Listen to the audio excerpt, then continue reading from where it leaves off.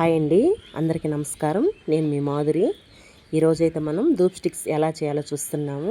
ముందుగా 1 కేజీ తాజా పేడను తీసుకొని దాన్ని బాగా కలుపుకోవాలండి. దాన్ని బాగా కలుపుకున్న తర్వాత కొంచెం కర్పూరం 100 గ్రాముల కర్పూరం తీసుకోవాలి. సాంబ్రాణి గుగ్గిలం కలిపి 100 గ్రాములు, గంధం 100 గ్రాములు, ఆవు నెయ్యి 100 గ్రాములు, కర్పూరం ముందుగా కలుపుకోవాలండి. గంధం కలుపుకోవాలి.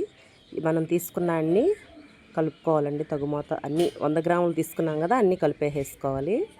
సాంబ్రాణి గుగ్గిలం అది 100 గ్రాములు, ఇది 100 గ్రాములు అన్నీ బాగా మిక్స్ చేసుకున్న తర్వాత ఆవు నెయ్యి కలుపుకోవాలి, కొబ్బరి నూనె కలుపుకోవాలండి.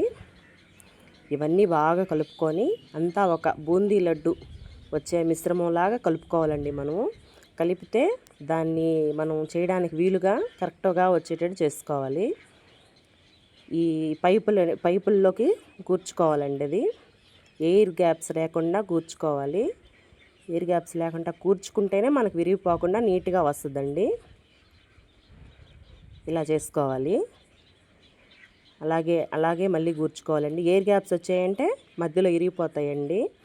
ఎయిర్ గ్యాప్స్ రాకుండా కూర్చుకోండి. ఈ కూర్చుకొని ఆ పైప్తో ఒత్తేసేసుకోండి.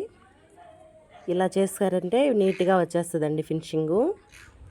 ఎందుకు ఈ ధూప్ స్టిక్స్ వాడాలి అని అంటే, మనం కడ్డీలలో చార్కోల్ అనే కెమికల్ అనేది వాడుతున్నారు. ఈ చార్కోల్ కెమికల్ వాడడం వల్ల మనకు లంగ్ ప్రాబ్లం కానీ కిడ్నీలో ప్రాబ్లం కానీ వస్తుందండి. ఇవన్నీ రాకుండా ఉండాలనంటే మనం ఈ ధూప్ స్టిక్స్ అనేటివి చేసుకుందాం, ఇంట్లో చేసుకొని వాడుకుందామండి. ఒక ఆవును పోషించడం వల్ల మనకి ఎన్నో లాభాలు అనేటివి ఉన్నాయి.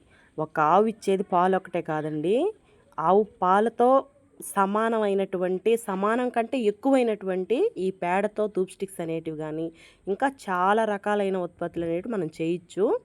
ప్రతి ఒక్కరికి మనం ఆదర్శంగా నిలవాలి. అందుకని చెప్పనేసి ఆవు పేడతో ఇవన్నీ మనం చేసుకుందాం. సాధ్యమైనంత వరకు ప్రతి ఒక్కరూ ఇంట్లోనే చేసుకోండి.